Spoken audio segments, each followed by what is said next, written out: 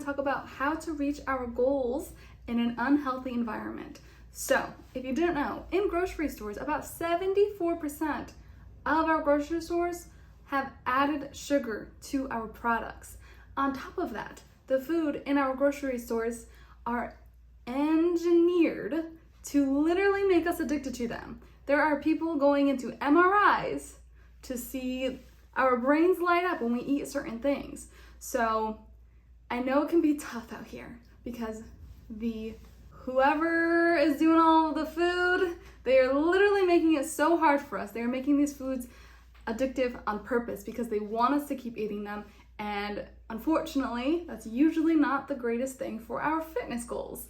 So today we're going to talk about some tips and how to work with that. And on top of that, it can be even more challenging when our families aren't in alignment with the goals that we have.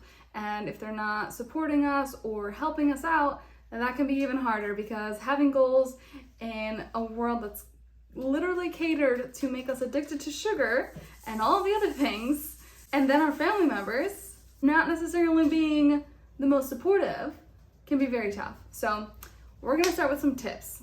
So tip number 1, do not try to change your family. Do not try to force them to have the same goals as you.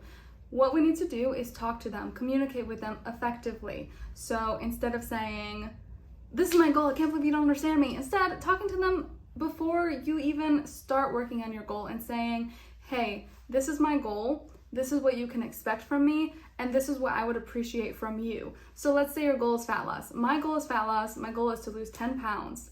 So what you can expect from me is I'm going to start going to the gym 4 days a week for an hour, and I'm going to start tracking my macros, and I'm going to start weighing my food. Whatever you decide you want to do, and whatever way you want to decide to reach your goal, communicate that with them so that they understand and make it effective.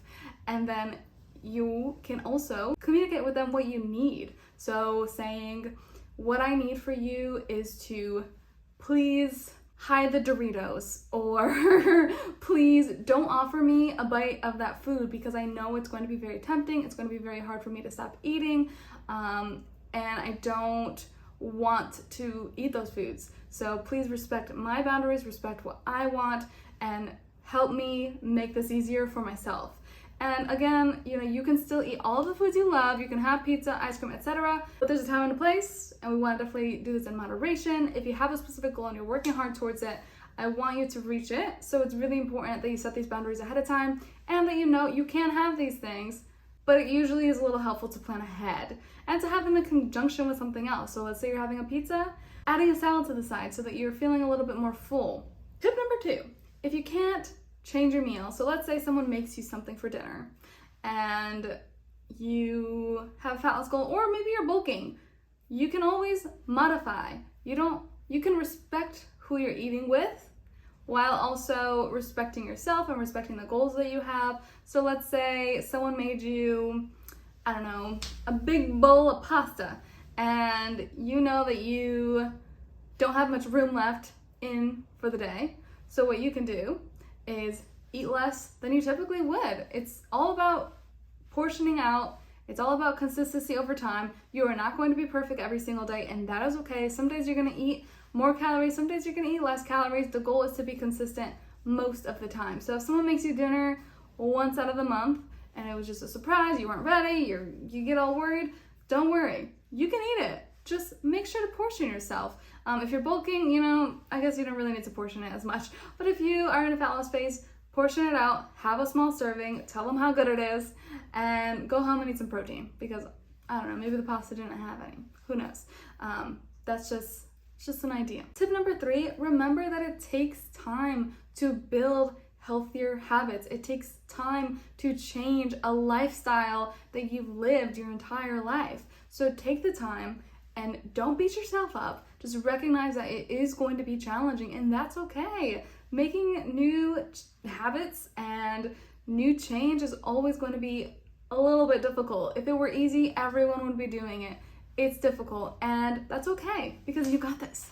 So instead, make small changes and do it slowly. If you haven't been working out and you haven't been eating nutritiously, and you say, you know what, Monday I'm gonna start working out 6 days a week, I'm cutting out all carbs, all sugars, yada yada yada, you are going to fail. I am telling you right now, that might sound a little harsh, but you are setting yourself up for failure. Maybe you won't fail. I'm sure there's 1% of people who won't, but you are setting yourself up for failure if you think you can go from 0 to 100 like that. It takes time to create habits, and that's okay. Take the time, because if you do that, what you're going to do is crash and burn rather than implementing things slowly. Maybe I'm going to work out 3 times a week. I'm going to focus on getting some steps in, and I'm going to focus on eating more vegetables. That's more of an easing in rather than I'm going all in, I'm gonna crush it, because you're probably going to burn out, you're probably going to be very tired, and your results are not going to be sustainable. You might get really great results at first. Maybe the first month you're going to be feeling absolutely amazing, and then 2 months in you're going to feel drained, you're going to feel tired, and you're going to probably want to give up. So keep that in mind. Start slow. It's okay to build habits slowly. And even doing things like sharing meals, you know, portioning your food differently. There is so many different habits that we can work on. Steps is my favorite one. I'm always going to advocate for getting more steps. I think we as a society typically do not. Well, specifically in America, we could work on that a little bit. So steps is a great way to stay active, and highly recommend walking.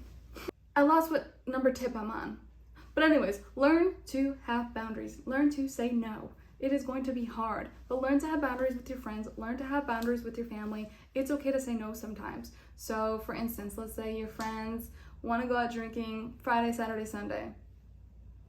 That's a lot. That's a lot of drinking. So how about you set boundaries and say, you know what, guys, love you, but I'm just going to start going out once a week. I don't want to do this every weekend anymore. I really want to focus on my goals.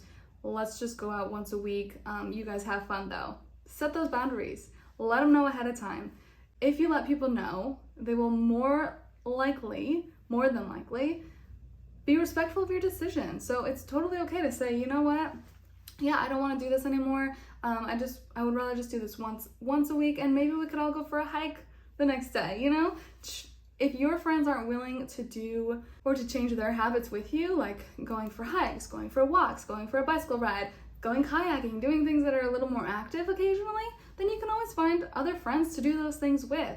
Which leads me to my next tip, which is finding a support group. A support group who is maybe in alignment with the goals that you have. So if your goal is fat loss, or just to be more active in general, or maybe it's to run a race, or to, I don't know, join a rowing competition, you know, find a support group who is in alignment with what you're doing, and hopefully local, so that you can actually do those things with them, spend time with them, or an online support group where you can, you know, take or talk to people online that's also working on the same goals as you, and you guys can share your wins, your losses, etc. throughout the week. That can be very, very motivating to have people to work through everything with.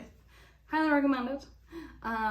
Your friends and family might be a little bit not understanding at first, but like I said in the beginning, we don't want to change them. We don't want to change what their goals are. However, a lot of people are interested in change when they see a positive effect on you. So if they see that all of the positive changes that you're making are impacting you in a significant way, they're probably going to want to change, and they're probably going to ask you about it, and they're probably going to be interested in it. So I highly recommend leading by example rather than trying to force other people to change. That's a beautiful thing. And last tip, take responsibility of your goals. At the end of the day, these are your goals, and you have to take responsibility in reaching them or not. Because no matter how much accountability you have from outside sources, no matter how hard it is from all the food that's genetically engineered, no matter how hard it is from friends who want to go out and party and drink all night long and eat all of the things, at the end of the day, it's your goal, it's your responsibility to reach that goal. And I think that's the toughest one. That is the toughest one, to take accountability for the goals that we have, but you can do it. You can absolutely reach your goal. And if you need a coach, you know, we're here. So I'm gonna leave it at this. I think those are some helpful tips. I hope you guys enjoy this. Don't forget to like, share, subscribe, and all the other things that you do at the end of the YouTube video. Hopefully you all have a beautiful day, and I will talk to you guys soon. I just want to put this little blurb in here really quick and emphasize the fact that my tongue is blue because I had a piece of candy. Okay, bye.